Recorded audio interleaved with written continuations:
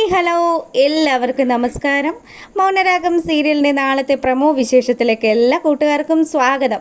അങ്ങനെ നമ്മുടെ പ്രകാശൻ ലക്ഷ്മി പുള്ളിക്കാരൻ്റെ ജീവിതത്തിലേക്ക് ഐശ്വര്യം കൊണ്ടുവരുന്ന നമ്മുടെ മഹാലക്ഷ്മിയെക്കുറിച്ച് ആലോചിച്ച് എങ്ങനെ കിടക്കുക. പുള്ളിക്കാരനാണെങ്കിലും ഇപ്പം ആ മഹാലക്ഷ്മി എന്തുമാത്രം സുന്ദരിയാണ്.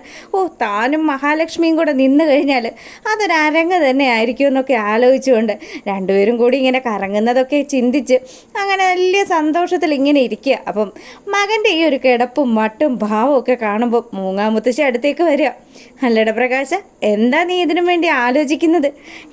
അതോ ഒന്നുമില്ലമ്മേ, ഞാൻ മഹാലക്ഷ്മിയെക്കുറിച്ച് ആലോചിക്കുമായിരുന്നു. അമ്മയോട് ഞാൻ പറഞ്ഞില്ലേ, മഹാലക്ഷ്മിയെ ഞാൻ കണ്ടെത്തി. എന്ത് സുന്ദരിയാണെന്നോ മഹാലക്ഷ്മി. കാർത്തിയെക്കാട്ടിലും ഐശ്വര്യമുണ്ട് മഹാലക്ഷ്മിയെ കാണാനായിട്ട്. ശരിക്കും അവർ അമ്മയും മോളുവാന്നൊന്നും അല്ല പറയുന്നത്, ചേട്ടത്തിയും അനിയത്തിയും അത്ര തന്നെ പറയുള്ളൂ. അത്രയും സൗന്ദര്യമുണ്ട്. എൻ്റെ മോനെ, എനിക്ക് എൻ്റെ മരുമോളെ കാണാൻ പറ്റിയില്ലല്ലോടാ. അതൊക്കെ അമ്മയ്ക്ക് അതിനുള്ള അവസരമൊക്കെ ഞാൻ ഉണ്ടാക്കി തരാം. എന്തായാലും മഹാലക്ഷ്മി വിചാരിച്ചിരിക്കുന്നത് ഞാൻ അവളെ കണ്ടിട്ടില്ല എന്നല്ലേ. പക്ഷേ ഞാൻ അവളെ കണ്ടെത്തി കഴിഞ്ഞു. ഇനി വിവാഹ ദിവസം അവൾ എനിക്ക് തരാമെന്ന് വിചാരിച്ച സർപ്രൈസ് പൊളിഞ്ഞു പോകുമല്ലോ അമ്മേ. എന്തായാലും എൻ്റെ പൊന്നുമോൻ ഇഷ്ടപ്പെട്ടല്ലോ അവളെ. 100 വട്ടം ഇഷ്ടപ്പെട്ടമ്മേ. അത്രയ്ക്ക് സുന്ദരിയാണ് അവൾ. പിന്നെ സൗന്ദര്യം മാത്രമാണോ? ഇത്രയും ആഠ്യത്വമുള്ള ഒരു സ്ത്രീ എൻ്റെ ദൈവമേ ഞാൻ അടുത്തെങ്ങും കണ്ടിട്ടില്ല.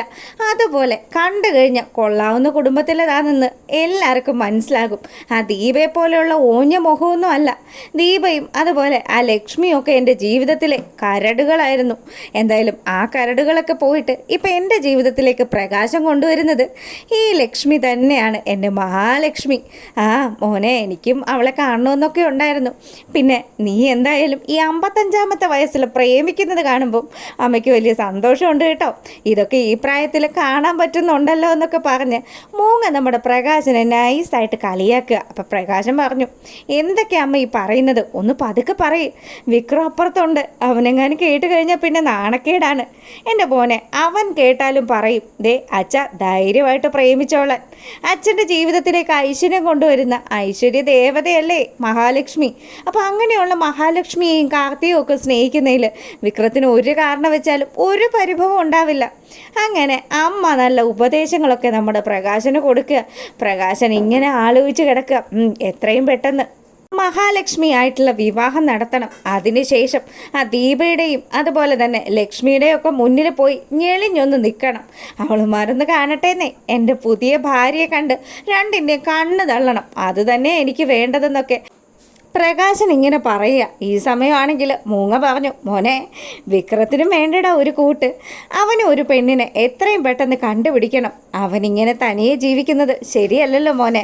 അച്ഛനും അതുപോലെ പുതിയ ഭാര്യയൊക്കെ സന്തോഷമായിട്ട് ജീവിക്കുമ്പം മക്കൾക്ക് ഒരു ജീവിതം വേണ്ടേന്നൊക്കെ മൂങ്ങ പറയുമ്പം പ്രകാശൻ പറഞ്ഞു, അമ്മയെ, ഇനി എൻ്റെ വിക്രത്തിന് പെണ്ണിനെ കിട്ടാനാണോ പ്രയാസം?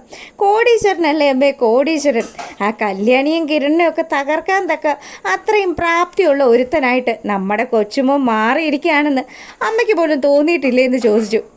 അതെനിക്ക് തോന്നി മോനെ. അവൻ എന്തായാലും നിന്നെക്കാട്ടിലും കേമനാണ്. ആ കല്യാണിയെക്കാട്ടിലും ഉയർന്നു വരണം. അപ്പോൾ മാത്രമേ എനിക്ക് സമാധാനമാകുള്ളൂ. എന്തായാലും നമ്മൾ ആഗ്രഹിക്കുന്നത് പോലെ തന്നെ കാര്യങ്ങളൊക്കെ നടക്കണമെന്ന് മൂങ്ങയും പ്രകാശനും കൂടി ഇങ്ങനെ ആലോചിച്ചുകൊണ്ടിരിക്കുക. ഈ സമയമാണെങ്കിൽ ആ പിച്ചക്കാരുടെ കയ്യിൽ നിന്ന് നമ്മുടെ കിരണും കല്യാണിയും കൂടി ആ കുഞ്ഞിനെ കയ്യിലാക്കിയല്ലോ.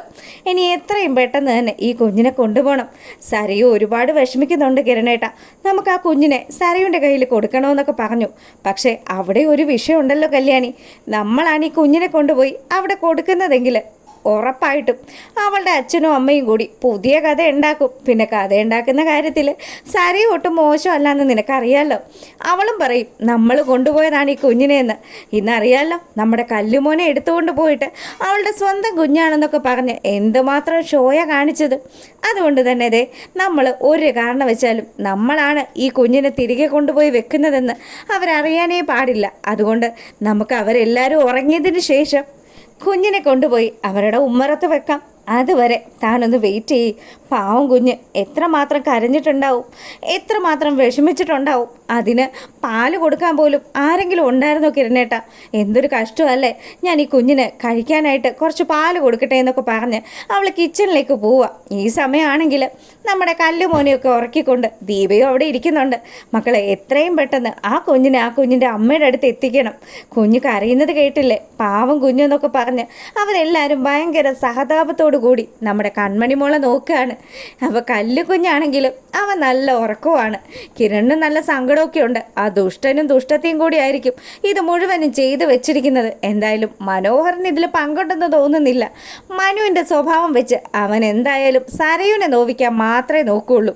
പിഞ്ചു കുഞ്ഞല്ലേ, ആ കുഞ്ഞിനോട് ഒരു കാരണം വെച്ചാലും അവനൊരു തെറ്റും ചെയ്യുമെന്ന് എനിക്ക് തോന്നുന്നില്ല എന്നൊക്കെ കിരൺ സംസാരിക്കുക. അവരെല്ലാവരും ഉറങ്ങിയതിന് ശേഷം ഈ കുഞ്ഞിനെ കൊണ്ടുപോയി അവിടെ വെക്കാം, അങ്ങനെ തന്നെയാണ് ചെയ്യേണ്ടതെന്നും ദീപയും പറയുക. പിന്നീടാണെങ്കിലോ നമ്മുടെ സരയും കുഞ്ഞിനെ കാണാത്ത വിഷമത്തിൽ വലിയ രീതിയിൽ കരഞ്ഞുകൊണ്ടിരിക്കുക. എൻ്റെ മോള്, നീ എന്തിനിങ്ങനെ സങ്കടപ്പെടണേന്നൊക്കെ പറഞ്ഞ് നമ്മുടെ മനു സരയുടെ അടുത്തെത്തി. മനുവേട്ട, നമ്മുടെ കുഞ്ഞിനെ കണ്ടില്ലല്ലോ മനുവേട്ട, ഞാനിത് എങ്ങനെയാണ് സഹിക്കുന്നത്? എനിക്ക് സഹിക്കാനേ പറ്റുന്നില്ല. ഇന്ന് ശരിക്കും പറഞ്ഞാൽ കിരണിൻ്റെയൊക്കെ വീട്ടിലിരുന്നത് എൻ്റെ കുഞ്ഞ് തന്നെയാണെന്ന് എനിക്ക് തോന്നിയത്. മോളെ, അതൊക്കെ നിൻ്റെ തോന്നല, അല്ലാതെ നമ്മുടെ കുഞ്ഞിനെ അവരെന്തിനാണ് എടുത്തുകൊണ്ട് പോകുന്നത്? ആരായിരിക്കും ഈ ചതി നമ്മളോട് ചെയ്തതെന്നൊക്കെ പറഞ്ഞ് അവൾ വലിയ സങ്കടത്തിൽ ഇങ്ങനെ സംസാരിച്ചു കൊണ്ടിരിക്കുമ്പോഴത്തേക്കിനും നമ്മുടെ മനു ഇങ്ങനെ ആലോചിക്കുക, നിന്നോട് ഏറ്റവും വലിയ ക്രൂരത ചെയ്യുന്നത് നിന്റെ അച്ഛനും അമ്മയും തന്നെയാടി. അവരല്ലാതെ വേറൊരാളും ആ കുഞ്ഞിനെ അങ്ങനെ ഒരു കാര്യത്തിൽ വിട്ടുകൊടുക്കില്ല. ഒരു പിച്ചക്കാരനെ എടുത്ത് കൊടുത്തെങ്കിൽ എത്രമാത്രം ദുഷ്ടനായിരിക്കും ആ ബഗാസുരനെന്നൊക്കെ മനു ഇങ്ങനെ ആലോചിച്ചുകൊണ്ടിരിക്കുമ്പോൾ സരയു ചോദിച്ചു, എന്താ മനുവേട്ട ആലോചിക്കുന്നത്? നമ്മുടെ കുഞ്ഞിനെ എങ്ങനെയും കണ്ടെത്തണ്ടേ, അല്ലെങ്കിൽ പിന്നെ എനിക്ക് എൻ്റെ മോളില്ലാണ്ട് പറ്റില്ല എന്നൊക്കെ പറഞ്ഞ് അങ്ങനെ സങ്കടപ്പെട്ടിരിക്കുന്ന സമയം നമ്മുടെ മനു ഓരോരോ കാര്യങ്ങളൊക്കെ പറഞ്ഞ് സരയുനെ പതുക്കെ ഉറക്കാൻ നോക്കുക. ഈ സമയമാണെങ്കിൽ എല്ലാവരും ഉറങ്ങിയെന്നൊക്കെ മനസ്സിലായിക്കൊണ്ട് കിരണും കല്യാണിയും കൂടി സരയുടെ വീട്ടുപടിക്കലെത്തി. അവിടെ വന്നിട്ട് എല്ലാവരും ഉറങ്ങിയെന്ന് തോന്നുന്നു കിരണേട്ടാ, നമുക്ക് ഈ കുഞ്ഞിനെ ഇവിടെ വെച്ചിട്ട് ഇവിടുത്തെ കോളിംഗ് ബെല്ലടിച്ച് അപ്പുറം മാറി നിൽക്കാമെന്ന് പറഞ്ഞു. അങ്ങനെ നമ്മുടെ കിരണും കല്യാണിയും കൂടി കുഞ്ഞിനെ അവിടെ കിടത്തിയിട്ട് ഒരു കോളിംഗ് ബെല്ലടിച്ച് അപ്പുറം മാറി നിൽക്കുക. ഈ സമയമാണെങ്കിൽ കുഞ്ഞിനെയും കൊണ്ട് ആരെങ്കിലും വന്നതായിരിക്കുമോ അങ്ങനെയൊക്കെ ആലോചിച്ചുകൊണ്ട് ഉറക്കമില്ലാണ്ടിരിക്കുന്ന സരയു ചാടിപ്പടച്ച് എഴുന്നേറ്റു. അങ്ങനെ വെളിയിലേക്ക് വരുന്ന അവൾ കാണുന്ന കാഴ്ച തൻ്റെ കുഞ്ഞിനെ ഒരു ടർക്കിയിൽ പൊതിഞ്ഞ് അവിടെ വെച്ചിരിക്കുന്ന കാഴ്ചയാണ്. മോളെ കൺമണിന്ന് വിളിച്ചുകൊണ്ട് അവൾ ഓടിച്ചെന്ന് ആ കുഞ്ഞിനെ വാരിയെടുത്ത് ഉമ്മ കൊടുക്കുക. അപ്പോൾ കുഞ്ഞിനെ തിരികെ കിട്ടിയ സന്തോഷത്തിൽ നമ്മുടെ സരയു വാവിട്ട് കരയുന്നൊക്കെ ഉണ്ട്. അങ്ങനെ സരയുനെ കാണാതിരിക്കുമ്പോൾ മനു ആണെങ്കിലോ താഴേക്ക് ഇറങ്ങി വന്നു. ഇനി ഇവളെങ്ങാനും വട്ടുമൂത്ത് ഇറങ്ങിപ്പോയോ എന്നറിയണമല്ലോ. അങ്ങനെ വരുമ്പോൾ കാണുന്ന കാഴ്ച, മനുവേട്ടാ നമ്മുടെ കുഞ്ഞിനെ തിരികെ കിട്ടിയെന്ന് പറഞ്ഞ് സരയു വലിയ സന്തോഷത്തിൽ മനുവിൻ്റെ അടുത്തേക്ക് വരുന്നതാണ്. അങ്ങനെ കുഞ്ഞിനെ കൈ കിട്ടിയ സന്തോഷത്തിൽ അവർ രണ്ടുപേരും നല്ല ഹാപ്പി ആയിട്ടിരിക്കുമ്പോൾ കുഞ്ഞിനെ കിട്ടിയെന്നോ, ഇതെവിടുന്ന് കിട്ടി കുഞ്ഞിനെന്നും പറഞ്ഞ് ശാരിയും അതുപോലെ